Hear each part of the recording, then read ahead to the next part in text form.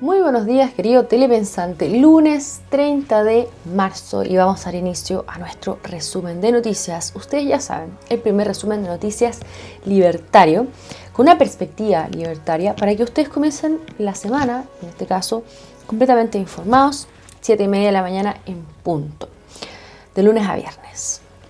Vamos a comenzar con una noticia triste sobre el brutal ataque de un alumno mayor de edad dentro de un colegio a una inspectora en el Instituto Obispo Silva Lezaeta de Calama. Todo esto ocurre el día viernes en la mañana, alrededor de las 10:30 de la mañana. La inspectora, que fue la principal víctima, la principal atacada por el criminal, falleció en el lugar por la gravedad de las heridas. Un arma blanca, una katana, eso se está barajando, o eso es lo que está comunicado en los medios de comunicación.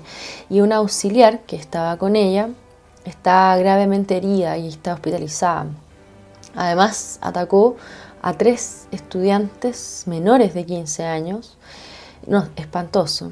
Fíjense que la hija de la víctima fatal explica que el colegio se estaba poniendo peligroso, más violento.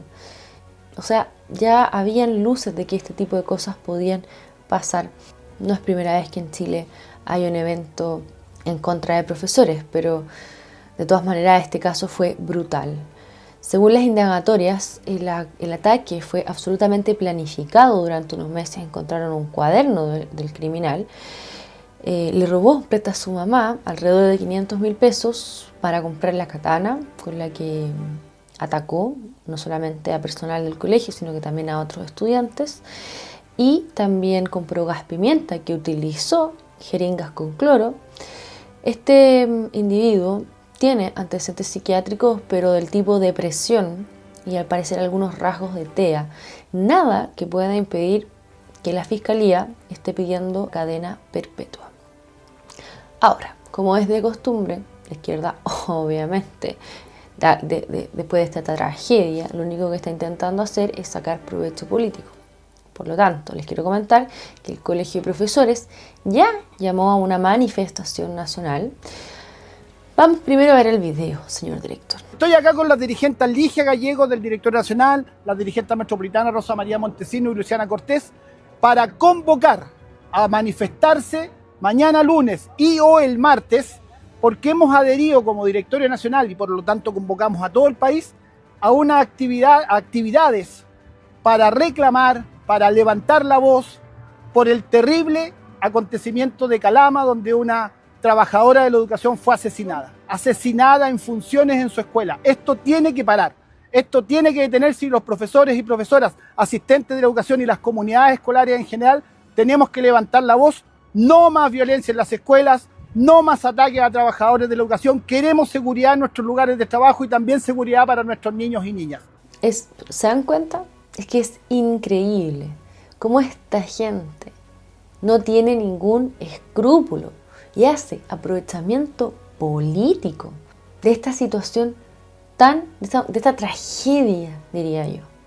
Y esta es una costumbre de la izquierda. De esta manera instrumentalizan los dolores de la gente, los problemas de la gente, luego los convierten en una causa política y ellos quedan como los grandes, bondadosos, empáticos, que siempre están del lado de las víctimas. Eso es lo que hacen. A mí realmente me parece macabro que estén el Colegio de Profesores en este contexto. En vez de enviar, porque se entiende, sería distinto, ¿no? Que enviasen un saludo con condolencia, está bien. Pero movilizar gente para empezar a calentar los ánimos para el gobierno, me parece, bueno, es la izquierda siendo la izquierda. Además, ayer domingo hubo una gran manifestación por el Día del Joven Delincuente, ayer 29 de marzo. Ustedes están viendo las imágenes en la pantalla. En el Congreso también hubo jóvenes soñadores de ultraizquierda, así como también los hubo en Santiago, más motivados que nunca a salir ahora que no están en el poder. Con Boric estaban súper bien, Se nos caía el país a pedazos, pero ellos no se dieron cuenta. Estaba jugando PlayStation, parece. Pero gana la oposición y no se demoraron ni un mes en comenzar a hacer problemas en las calles. Increíble. En Valparaíso, los medios dicen estudiantes. Yo no sé cómo sabes que son estudiantes. ¿Conocerán los periodistas el concepto de vándalo? Y que por mucho que un vándalo esté matriculado en algún recinto educacional, no le quita el calificativo de vándalo. Señores periodistas, por favor, de verdad, me impresiona ver esto como titulado como que fueran estudiantes. Probablemente sí. Puede que estén matriculados en algún recinto educacional, pero ustedes están viendo las imágenes en pantalla. Realizaron una evasión masiva en Valparaíso. Ya se está comiendo. Esto ya es un símbolo, por si acaso. El presidente Kast visitó la Medialuna de Rancagua en el contexto del Champion de Chile este fin de semana. Vamos a ver el video, señor director. Me voy a permitir una licencia, porque cuando veníamos en el camino le decía a la Pía, ¿qué podemos cantar? Y la canción era... A ver si se acuerdan. Ayúdeme usted, compadre, a gritar un viva Chile, la tierra de los soles. A ver, quiero escucharlo. Chile, Chile, lindo, lindo como sol. Ay, niñito, te dejo hecho. A mí me gusta esta señal del presidente Kast porque está diciendo con esto que obviamente va a resguardar las tradiciones del campo chileno, pero la verdad es que no sé si el contexto país da como para esto. La primera dama cantó a capela, así como que en buen chileno, pero por otro lado tenemos situaciones en este país que son complejas. Uno de los principales compromisos del presidente Kast fue controlar la seguridad. Fíjense que según el medio CIPER, el 71% de los recortes del Ministerio de Seguridad se concentrará en bajar el presupuesto a Carabineros. 51.000 millones menos en el presupuesto de Carabineros. Habrá que revisar el detalle, habrá que revisar la información que entrega este medio de comunicación, porque no se entiende. Miren, en la gráfica, en la pantalla, ustedes están viendo un gráfico publicado por este medio de comunicación, CIPER, se disminuye un 0,93%, casi un punto. Bienes de servicio y servicio de consumo, 1,8 puntos. Vehículos, 70,6%. Proyectos de inversión, 2,9%. Hospital de Carabineros, 3,7%.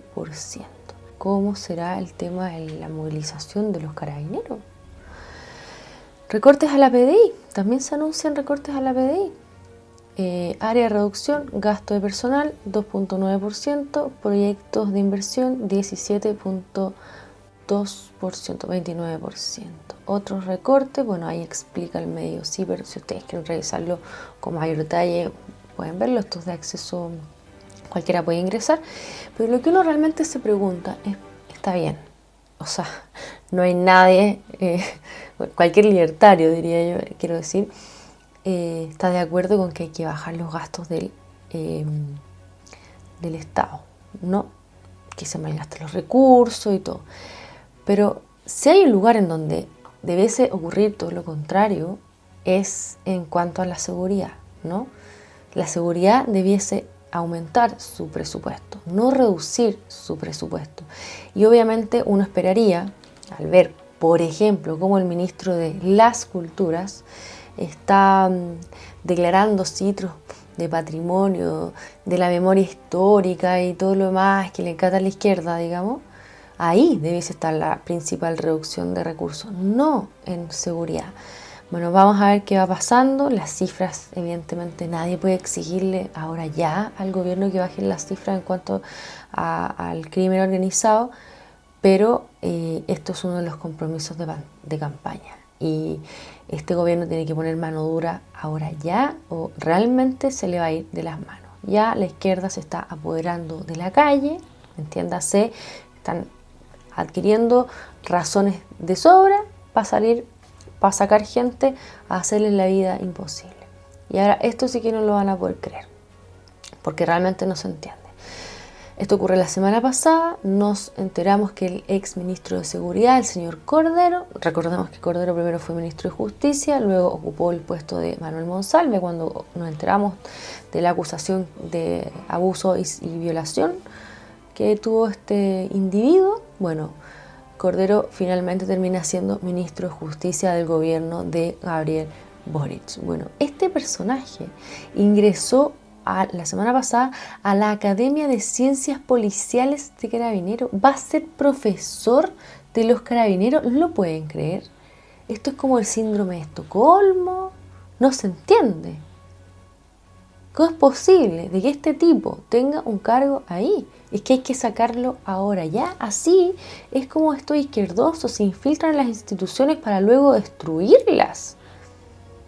¿Qué hizo él por nuestros carabineros? ¿Qué hizo él por la seguridad siendo ministro de Seguridad de nuestro país? ¿Qué hizo él como ministro de Justicia?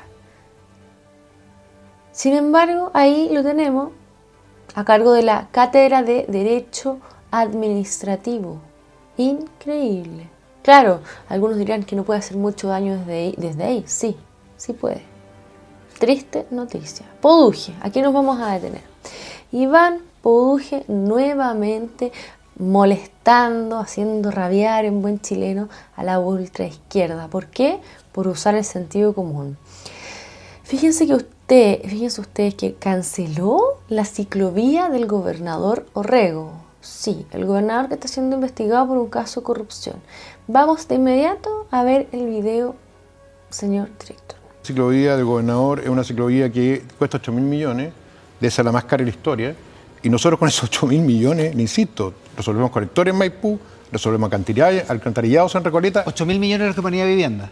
Para eso es lo que él nos está pidiendo, claro. Ya. Ahora, ¿esto queda inconcluso o queda postergado? Queda postergado. Es raro justo en tiempos de... 8.000 millones en una ciclovía. Un poco cara la ciclovía, como explica, ¿no? Si es que estos políticos se gastan la plata como si no hubiese un mañana. Vamos a recordar lo que dijo Orrego la semana pasada cuando Poduje, porque esto lo dijo Iván, el ministro Poduje, en el programa de noticias de ayer domingo en la mañana.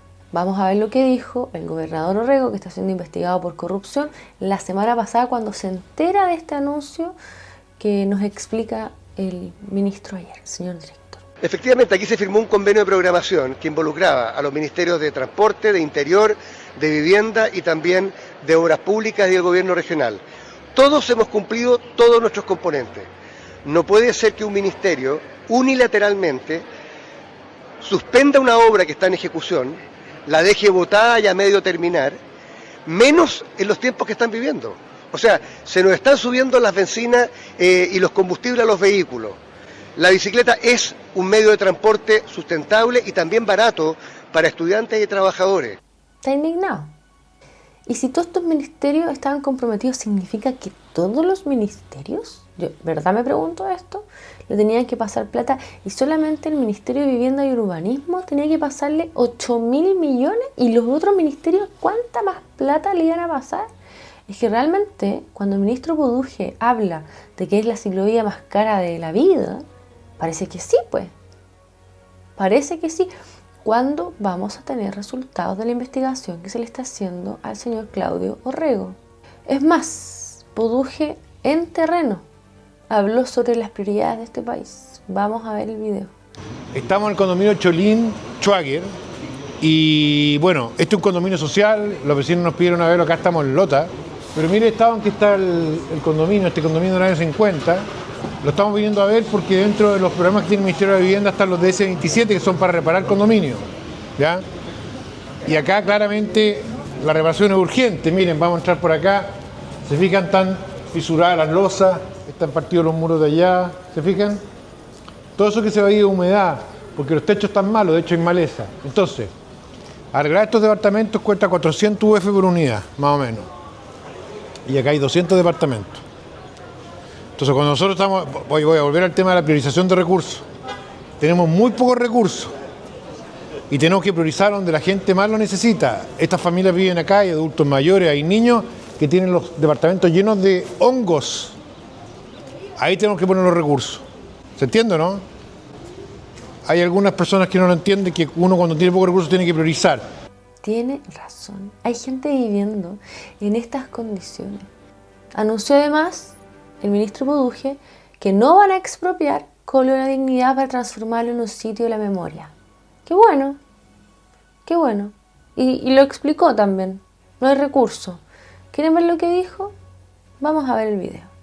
Primero, ¿se puede reversar efectivamente? Sí, claro. ¿El decreto no se ha perfeccionado? No. Porque hay un decreto de expropiación, digamos. Sí, pero se puede reversar porque en la práctica nosotros no tenemos facultades para expropiar. Y esto se le hizo ver en el gobierno pasado incluso por la gente del Servio. Yo hablé con los funcionarios, con los técnicos del Servio, y se le dijo... ¿Por qué no tiene facultades? Porque nosotros podemos expropiar siempre que sea para actividades que están relacionadas con el Ministerio de la Vivienda.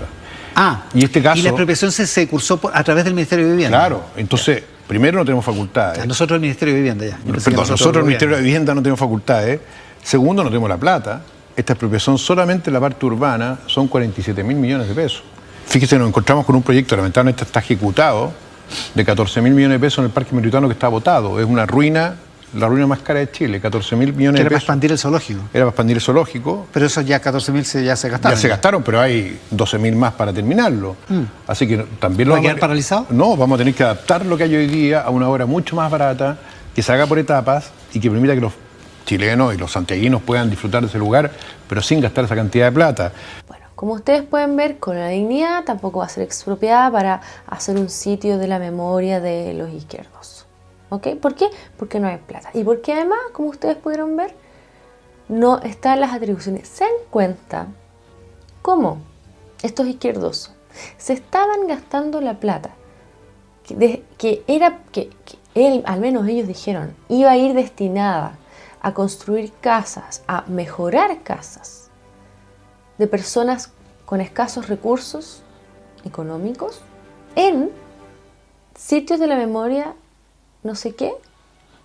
En eso se gastaba la plata. ¿No será hora de que ya gran parte de los chilenos entienda esto?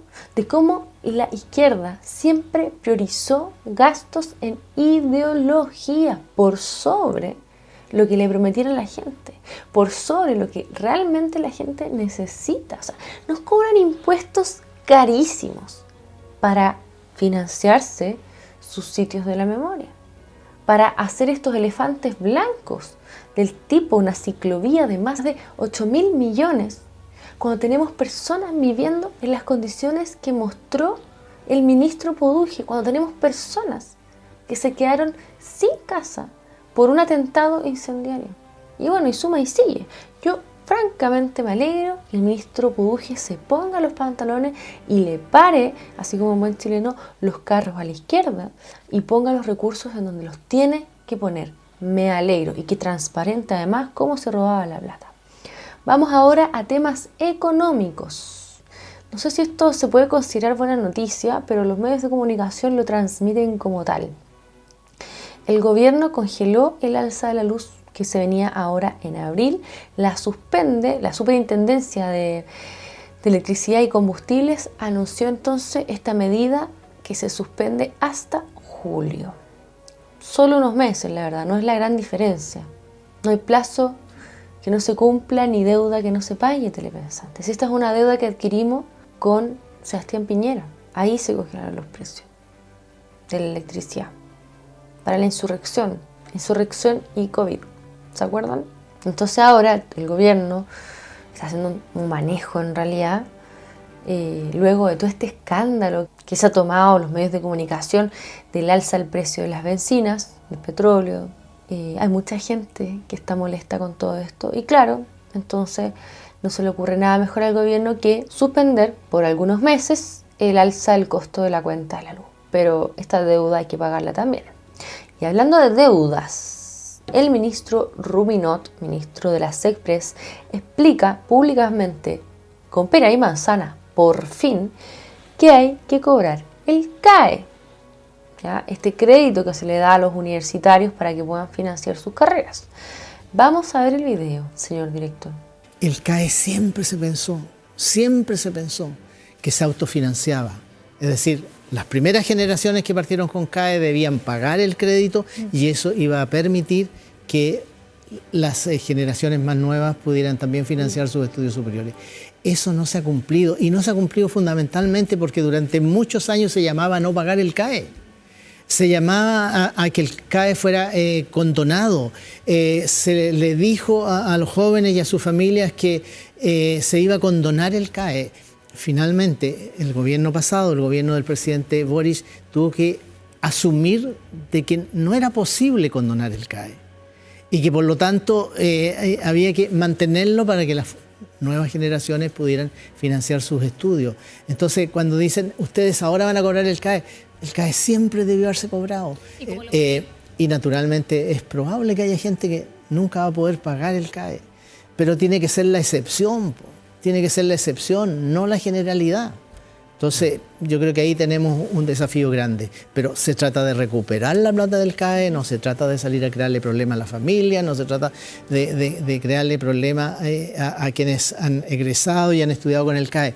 Miren, si aquí todo comenzó cuando los políticos irresponsables comenzaron a decir públicamente que iban a buscar medidas o se comprometían de frentón a condonar el CAE, porque era una injusticia social pagar la universidad.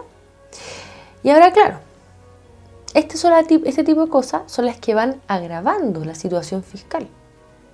Y es más, sería bueno de pasadita, yo sé que es bastante impopular, ¿no?, terminar con lo que la izquierda llama gratuidad en la educación, porque no es gratis. Por lo demás, se paga, lo que pasa es que la pagan otros, ¿ok? Los que trabajan, los profesionales, digámoslo así, los profesionales de hoy que pagaron sus estudios, además le tienen que pagar la universidad a estos jóvenes soñadores que van a la calle, ¿no?, a producir vandalismo.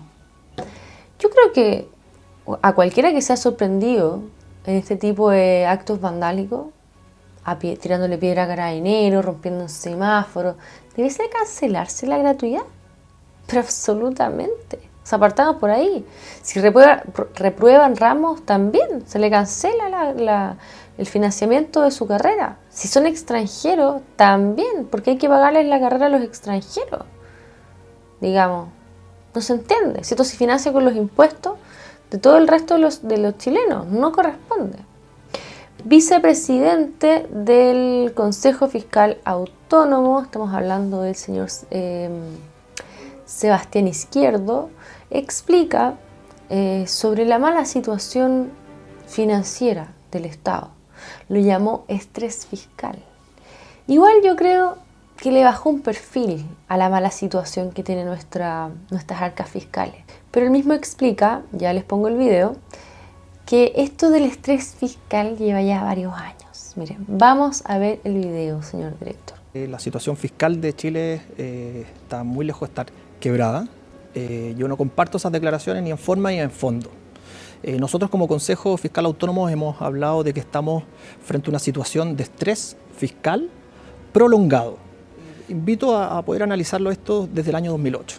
Desde el año 2008 Chile nos tuvo ajeno a una crisis mundial, la crisis subprime, y desde ahí en adelante paulatinamente hemos tenido una pandemia, ha ido creciendo la deuda, se ha multiplicado prácticamente por 10. Los déficits estructurales que Chile ha tenido en estos 18 últimos años, hemos tenido déficit 16 años. Y eso al final de cuentas nos pone en una situación bastante complicada.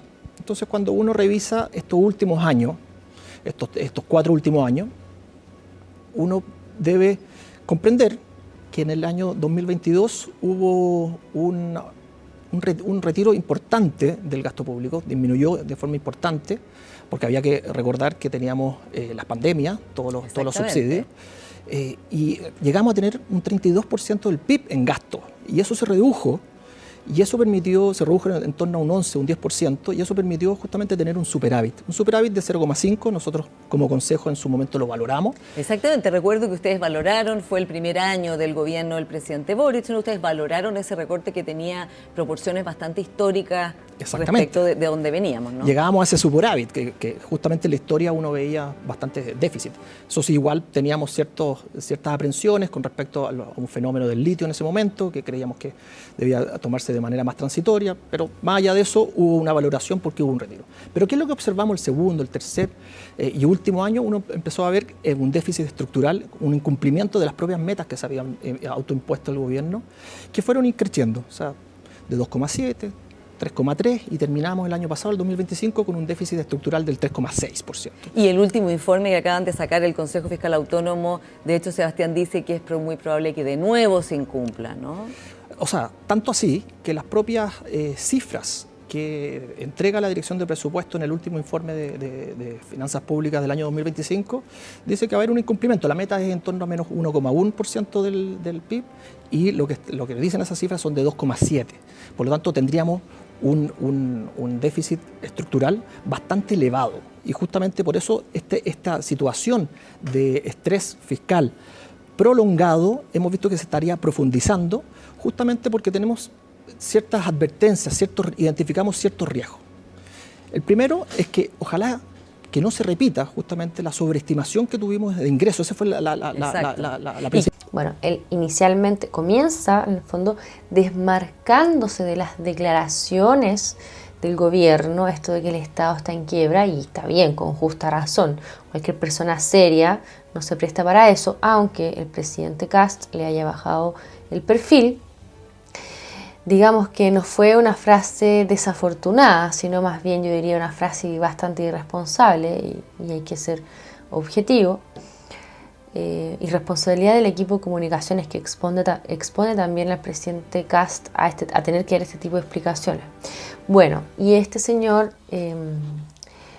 vicepresidente del Consejo Fiscal Autónomo, lo llama entonces estrés fiscal. La verdad a mí me parece medio ciútico, me parece que es otro eufemismo más, porque si bien es cierto no estamos en quiebra, pero la situación de las arcas fiscales es paupérrima. La semana pasada lo estuvimos comentando. Recuerden que estos programas salen de lunes a viernes, 7:30 de la mañana en punto, para que usted se tome un cafecito, o para que vaya en el auto, o para que vaya en la micro escuchando las noticias de los telepensantes. Bueno, entonces yo les decía que la semana pasada que al menos estamos endeudados en el 40%, hay algunos que hablan del 42% del Producto Interno Bruto. Eso es muchísima plata. A eso asciende la deuda del gobierno central, telepensante. Ni siquiera estamos incluyendo toda la plata que debe pagarle el Estado, por ejemplo, a la Clínica Dávila, que también es muchísima plata. Y así como le debe plata por concepto de FONASA, digamos, a la Clínica Dávila, también le debe plata a un montón de otras empresas privadas. Y también están endeudadas las empresas fiscales. Por ejemplo, TVN. Boric el último día envió un decreto para que TVN se pueda seguir endeudando. ¿Qué va a hacer este gobierno con ese decreto? Han retirado varios. ¿Por qué? No sé si retiraron este. Sería bueno retirarlo para que TVN no pudiese seguirse endeudando. Codelco tiene deuda, ENAP tiene deuda. O sea, entre pito y flautas, como dicen en el campo, en realidad la deuda de nuestro país es muchísimo más que el 40-42% del Producto Interno Bruto. Así que llamarlo estrés fiscal me parece un poquito bajarle también, ponerle mucho sedante a la realidad que vivimos en nuestro país si la cosa es grave. Ahora, él lo que explica es que el gobierno tiene bien dimensionado la magnitud del problema. Vamos a ver el video, porque después de esto hay otro tema. Miren, vamos a ver el video, señor director. La magnitud del problema, a mi juicio, lo estoy viendo que está bien dimensionado por parte del gobierno actual. Nosotros como Consejo Fiscal Autónomo todavía no conocemos justamente cuáles van a ser esos recortes que se están conversando. Que fue el tema, ¿no? Que se preguntó 1000 veces, bueno, pero ¿en qué van a recortar exactamente? ¿No? Y nosotros tenemos que esperar esos cambios legales o que nos comuniquen justamente eso. Pero hay un hito que es muy relevante, que es importante que la ciudadanía lo comprenda. En los primeros 90 días, un gobierno debe imponerse sus propias metas fiscales para cada uno de los años. Nosotros como Consejo hemos dicho, bueno, ojalá que se empiece a materializar una senda de equilibrio, se mantenga el nivel prudente de deuda del 45% y por lo tanto vamos a tener la meta anual de este año. Y con esa meta anual vamos a poder cotejar si los ajustes que está implementando el actual gobierno son suficientes para poder cumplir. Porque es muy importante que las metas sean creíbles y realistas, justamente por la credibilidad que a mi juicio se ha visto deteriorada. Ya, ok. El gobierno tiene bien dimensionado el problema. Estamos viendo que están bajando gastos en donde quizás a uno no le gustaría que bajaran, pero están bajando gastos, ¿ok? El gobierno tiene clara la situación. Ahora, la pregunta es, ¿la ciudadanía tiene dimensionado la magnitud del problema, como dice el señor Izquierdo? Yo, la verdad, creo que no. Creo que no, y mucho menos lo va a tener claro la ciudadanía si seguimos hablando de esta manera, estrés fiscal. Yo creo que hay que ser un poquito más como Adornis en Argentina. ¿Se acuerda Telepensante que se paraba frente al micrófono, frente a la prensa y decía no hay plata? Y lo repetía hasta que la gente lo entendía. Pero es que pasa que si no tenemos a la izquierda presionando para aumentar el gasto público, y no se puede porque no hay plata realmente. ¿Por qué? Porque no solamente se gastaron el presupuesto, sino porque además nos dejaron endeudados. Y esto es grave y evidentemente deja muy atado de manos a la política del presente y del futuro, digámoslo así.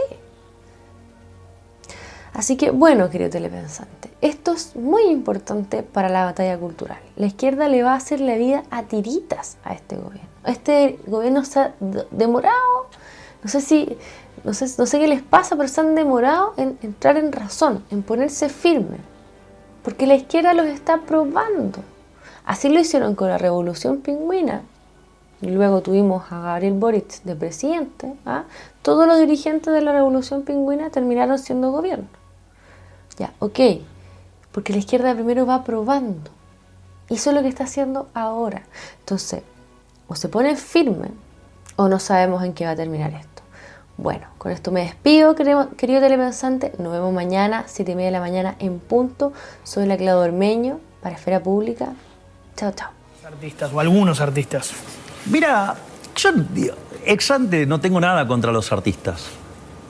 De hecho, festejo el arte. De hecho, yo tuve una banda de rock, yo no tengo nada contra los artistas. Lo que yo digo es que si vos sos artista, vos vivís de ofrecer tu producto, que es servir al prójimo con un bien de mejor calidad, un mejor precio. Ahora, si vos para vivir del arte necesitas subsidios del Estado, vos no sos un artista, vos sos un empleado público. Sí. Entonces, y si además sos un instrumento de propaganda política, vos agarrás, vos sos estás haciendo política, no estás haciendo arte.